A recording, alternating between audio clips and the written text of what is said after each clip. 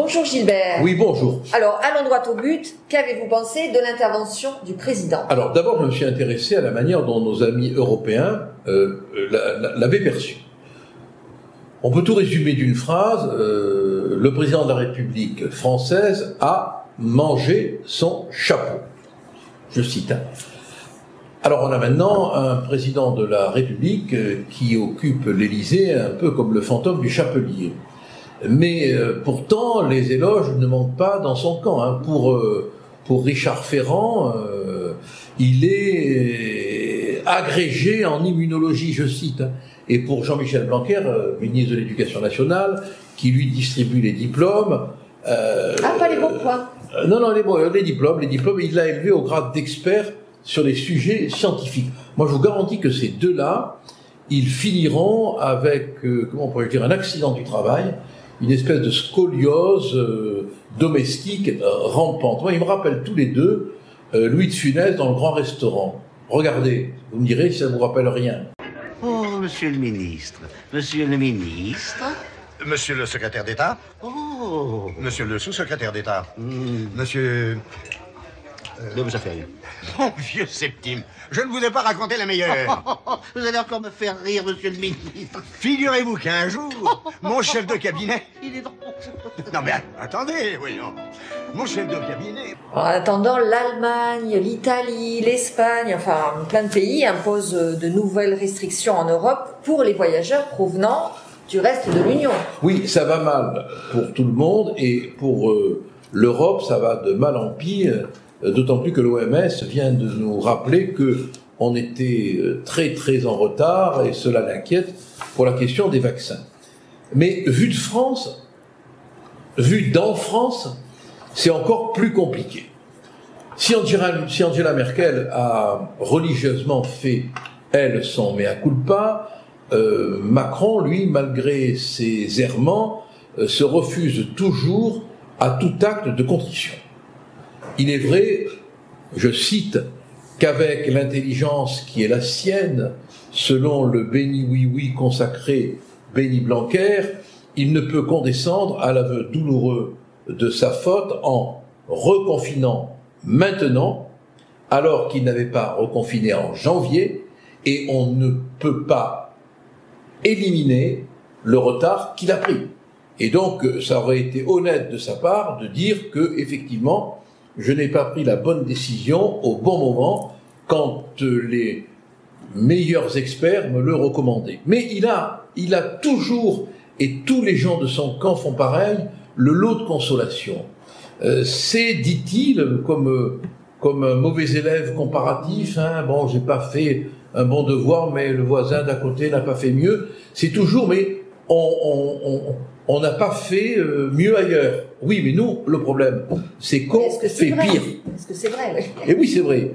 C'est vrai, parce que regardez, la France est le pays du monde le plus atteint par la pandémie.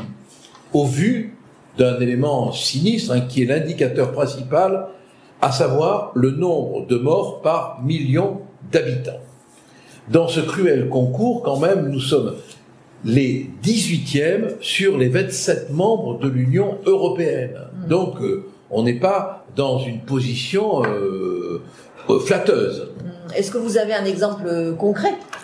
Alors, il n'est pas européen, mais on aurait pu en prendre en Europe. Mais on peut prendre comme exemple la Thaïlande, où on dénombre 82 morts en janvier. Soyons précis, en janvier, alors qu'en France, on en comptait au même moment, avec le même rapport de population, 82 000.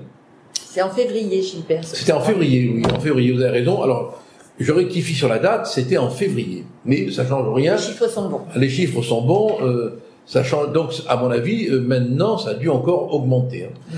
Mais, bon, c'est le bordel, hélas. Qu'est-ce qu'on peut dire d'autre? C'est le bordel, et encore, en employant ce terme, on est insultant pour les dames du temps jadis, comme aurait parlé François Villon. Bon. La France, aujourd'hui, elle est dans le désordre et dans l'incompréhension. L'incompréhension parce que on ne sait plus, comme le disait un chroniqueur, à quel saint se vouer. On ne sait plus à quel médecin se vouer.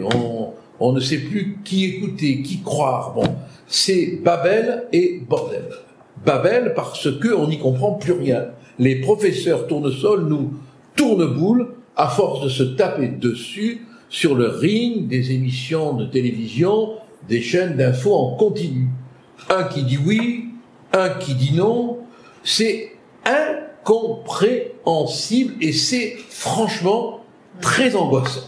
Est-ce que vous avez là encore des exemples de ce modèle ? Oui, des exemples, on en a. On peut regarder cette querelle sur un plateau de télévision entre deux experts. Ce que ça donne, quoi. Et déjà en réa, on n'avait pas à l'époque de gens la baisse de l'âge en réa ne donc, c'est le terminé sans parlez-en aux réanimateurs qui sont à Toulon, etc. J'en ai beaucoup allez dans les services parce que exactement l'inverse. non, mais allez dans les services, c'est mieux d'être auprès des malades qu'auprès des courbes. C'est plus simple. L'argument très rationnel, il faut aller au lit du malade. Ben non, je ne peux pas aller au lit du malade. Je regarde les chiffres que oui, non, mais on peut aller dans les services aussi un peu. Ça va sûrement être très utile. Ah ben oui, c'est bien de temps en temps. Moi, je laisse les réanimateurs faire leur travail. J'aime bien d'ailleurs qu'on me laisse faire mon travail. On a moins une vision d'abstrait. C'est incroyable. Et puis surtout, rappelez-vous, le 1er mars, on nous dit il faut tenir 4 à 6 semaines. Et puis, le 31 mars, c'est pas loin du 1er, le 31, le président de la République, dans ses grandes pompes médiatiques, nous exhorte, il faudra, dans les mois à venir, faire des efforts supplémentaires, y compris, dit-il, et là, franchement, je n'ai pas supporté, y compris, dit-il, les soignants. Mais rappelez-vous quand même l'époque où on applaudissait les soignants, où on les remerciait.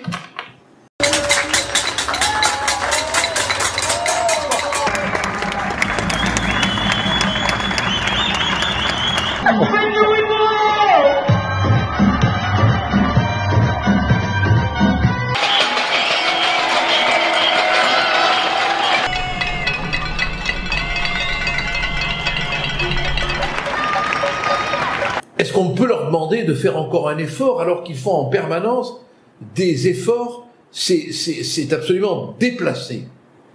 Et des efforts, il va falloir en faire. Parce que quand on apprend que les mesures qui sont mises en place vont coûter 11 milliards d'euros par mois, on se dit que le quoi qu'il en coûte coûtera à un moment donné aux contribuables comme d'habitude. Et entre nous tous, vous vous rendez compte du nombre de lits de réanimation qu'on aurait pu installer avec ces 11 milliards d'euros par mois et le nombre de soignants qu'on aurait pu former en 4 mois.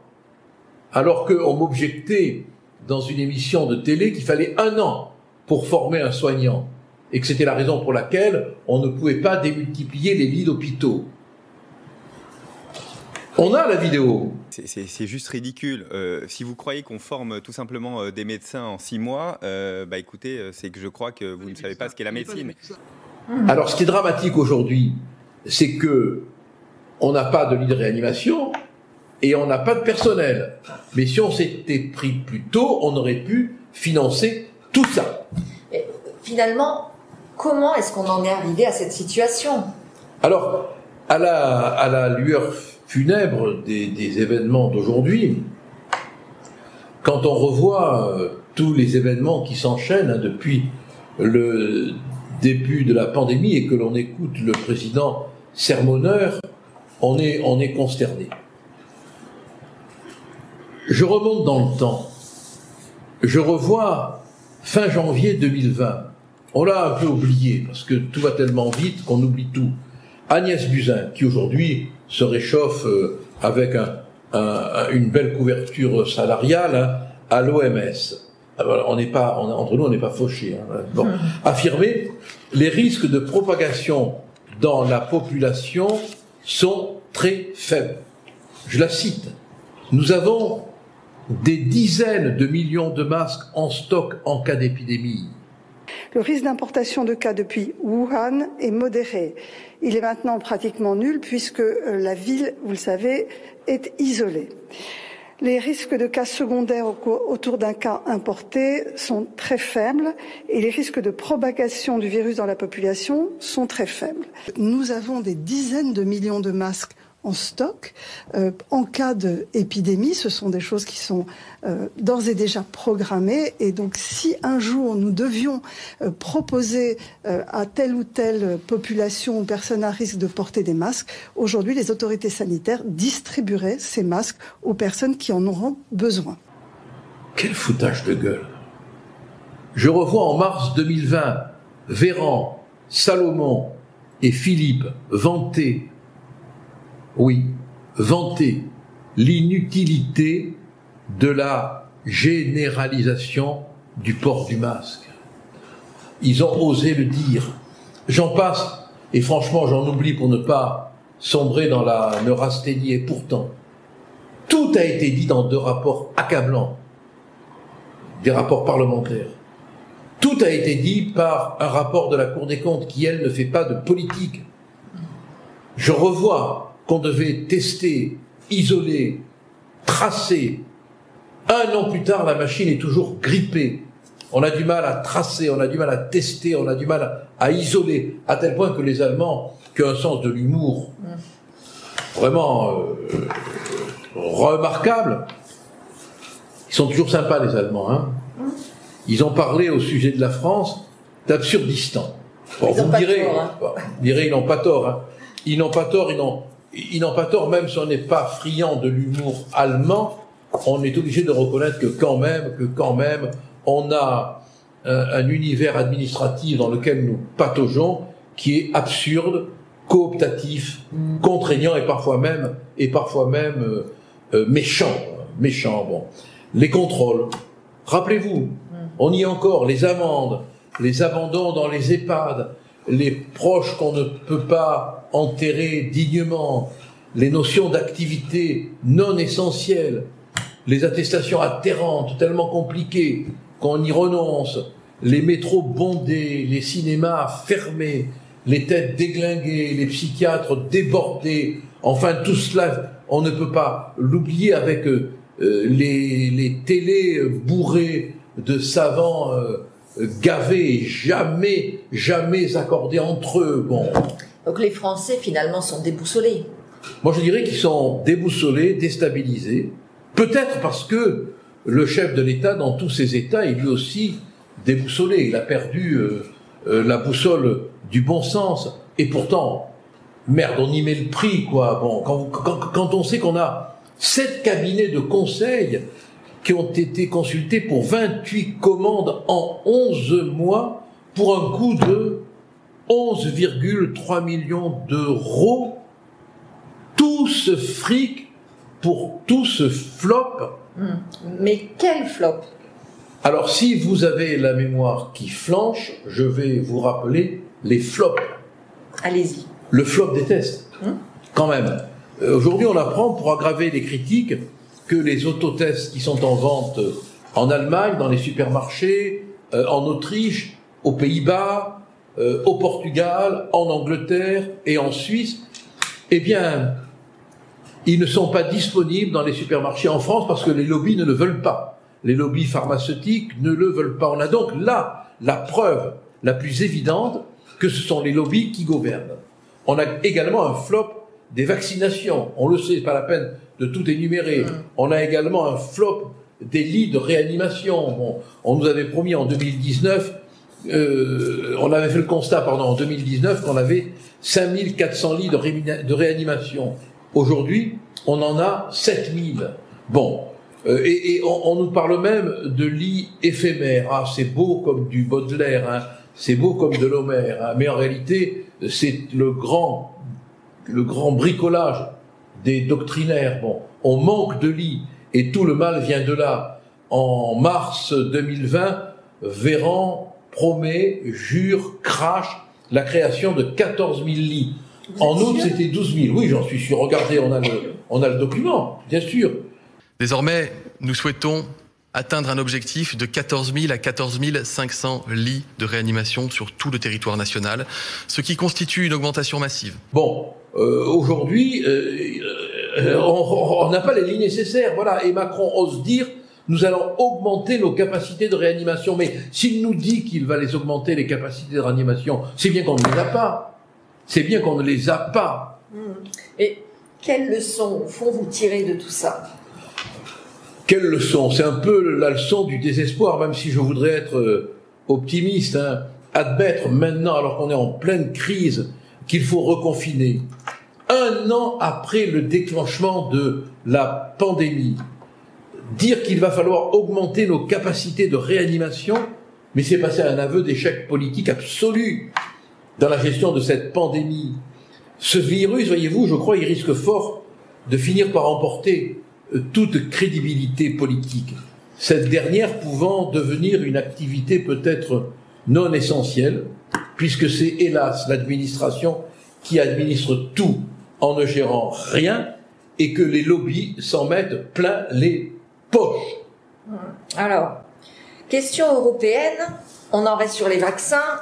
Que sait-on de Sputnik, Alors Sputnik, bon, c'est un vaccin qui a été acheté par de très nombreux pays.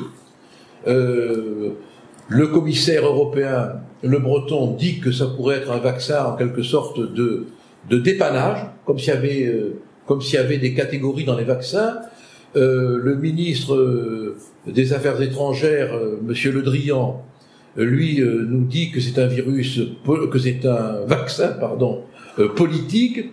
De propagande. Bien entendu, il est distribué dans une cinquantaine de pays, Sputnik V. Oui, mais je vais vous donner des exemples par rapport à cet outil de propagande. Puisque, à mon avis, la manière dont c'est géré, c'est plus un moyen de propagande et de diplomatie agressive, d'une certaine manière, qu'un moyen de solidarité et d'aide sanitaire. Comme s'il est allé voir dans la composition du vaccin s'il y avait des éléments de politique, des éléments de propagande. 80 pays, je crois, sauf erreur de ma part, hein, je voudrais pas dire d'erreur, 80 pays ont acheté ce vaccin, et il est disponible, il est qualifié, mais comme on fait de la politique dans l'Union européenne, on l'achète pas, alors que nous manquons cruellement de vaccins. Mais voilà. Les Russes ont-ils la capacité à nous fournir? Bien sûr, les Russes sont prêts à nous fournir, ils l'ont dit, ils l'ont répété, mais on est tellement bête, on est tellement politiquement bête, qu'au lieu de faire appel à ce vaccin russe, l'anti-poutinisme fait qu'on se prive de ce vaccin. Vous vous feriez vacciner avec le Sputnik? Oui, tout à fait. D'accord. Tout à fait. Peut-être que je prendrai un verre de vodka après, mais attention, il ne faut pas en abuser. J'ai bien dit, un tout petit verre de vodka pour me requinquer si l'émotion est trop forte. Merci Gilbert. Et n'oubliez pas, vive la liberté! Alors, vous pouvez nous retrouver sur www.gilbertcollard.fr et bien sûr sur Telegram.